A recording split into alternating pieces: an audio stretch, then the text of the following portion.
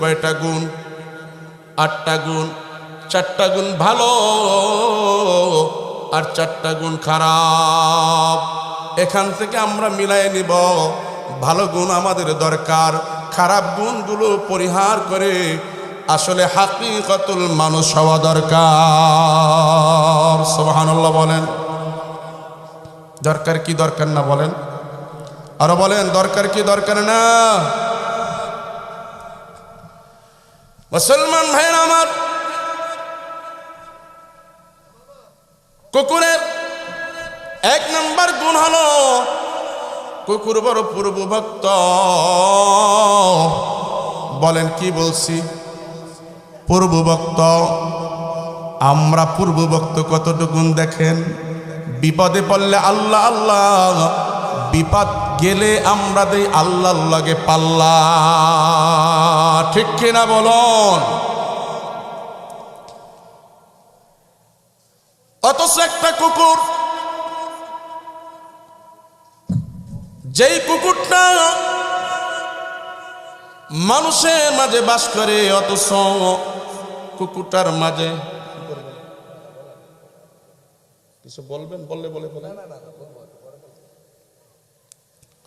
মুসলমান ভাইরা আমার, কুকুরটা কেমন পূর্বভক্ত আর আমরা কেমন পূর্বভক্ত, আমরা একটু হিসাব মিলাই।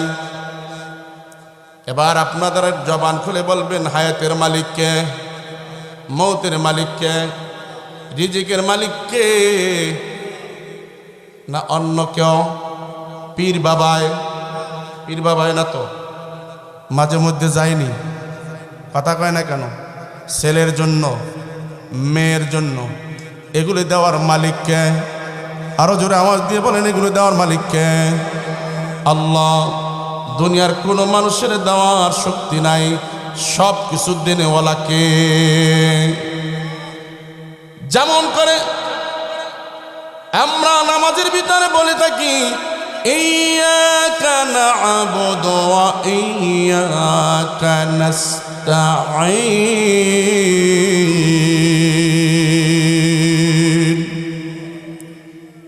আল্লাহ, তোমার ইবাদত করি, তোমার কাছে সাহায্য চাই। মসজিদ থেকে বের হয়ে গেলে আবার কেউ বা পীর বাবার দ্বারে যে চাই, আছে না নাই? কথা বলেন, আছে না নাই? কেউ বা দোকানের ভরসা করে, অথবা কেউ বা বিদার ছেলে না থাকলে না খাই আমার, এই কথাও বলে। এজন্য ভাইয়ের আমার, আমার আল্লাহ তাআলা কুরআনুল কারীমের ভিতরে জানিয়ে দিয়েছে, ইন্নাল ইনসানা লিরাব্বিহি লাকানুদ।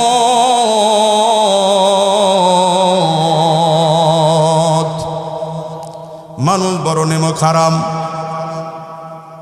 মানুষ বড় নেমো খারাম। আমার আল্লাহ আপনাকে কতটা ভালোবাসে দেখেন। এই যে রাতটা আসছে, এই রাতে আপনি ঘুমাবেন, আপনার স্ত্রী আপনাকে পাহারা দেবে না, আপনার বিবি আপনাকে পাহারা দেবে না, আপনার ছেলে আপনাকে পাহারা দেবে না, আপনার নেতায় আপনাকে পাহারা দিবে না। পাহারা দেবে একমাত্র আমার আল্লাহ। জোরে বলেন না সুবহানাল্লাহ। কে পাহারা দিবে? আরো জোরে বলেন, কে?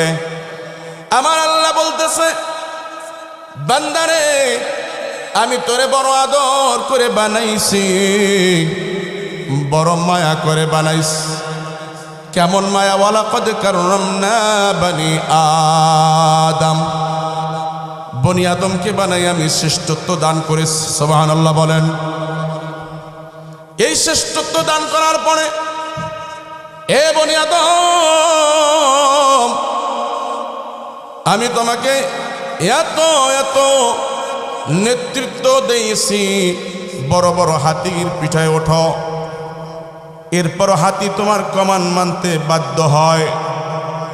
যদি হাতি বলে আমার পিঠে উঠেছো, তোর মতো মানুষকে আমি সুর দিয়ে একটু টেনে পায়ের তলায় রাখব, ফুটবলের মতো খালি একটা চাপ দিব, আর কিছু লাগবে না, মাথাটা চূর্ণ বিচ্ছিন্ন হয়ে যাবে।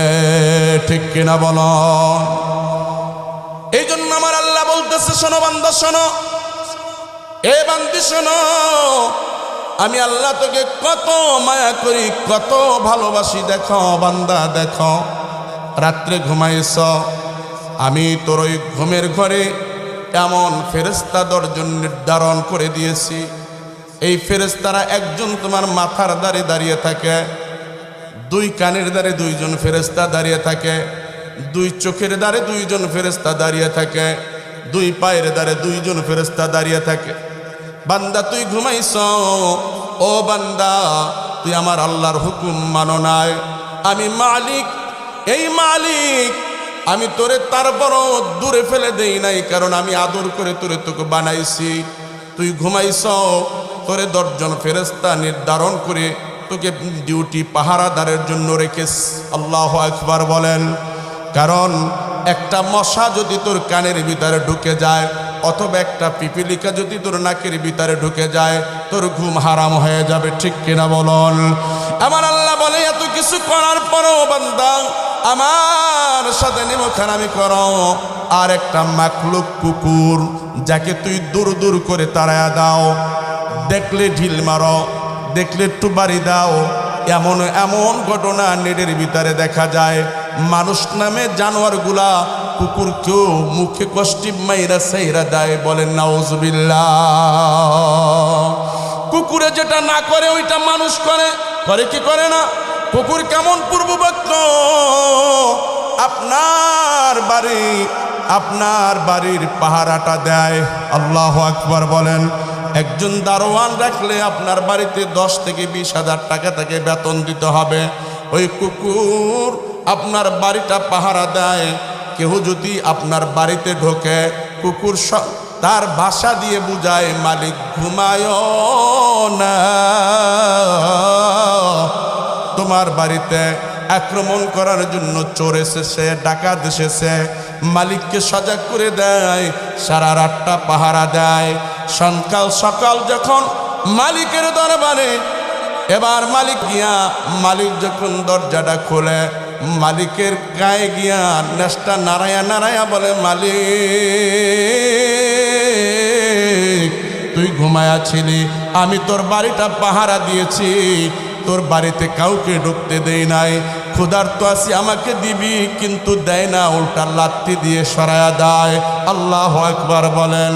কুকুর তখন মুখের দিকে তাকায় বলে, এ মানুষ শোন, আরে তোরে তো আমার উপরে নেতৃত্ব দিয়েছে বিদায় আমাকে তুই লাঠি দিলি, তোর বাড়িটা পাহারা দিলাম।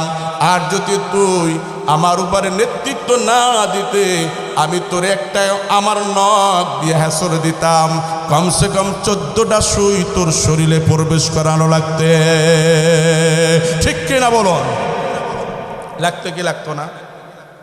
লাগতো, নাইলে জলাতঙ্ক। মৃত্যুর সময় পর্যন্ত পানি পান করে মৃত্যু হতো না। ঠিক কিনা বলেন? শুধু তাই নয়, আপনি এই রাতের গভীরে বাড়িতে যাবেন, শীতের ভিতরে রুমাল মোড়া দিয়া শুধু চোখ দুটো বের করাস। কুকুর তার ভাষা দিয়া দৌড়ে আসবে, তেড়ে আসবে। যখন আপনার কণ্ঠটা পেয়েছে, কুকুর নেশটা নাড়ায়া বুঝাইতে চায়, মালিক আসতে কোনো কষ্ট হয় নাই, কিন্তু আজকের এই মাহফিলের যদি সভাপতিও আপনার বাড়িতে যায়, আমি বক্তা সাহেব যদি আপনার বাড়িতে যাই, আমাকে ঢুকতে দিবে না। কথা বলেন ঠিক কিনা?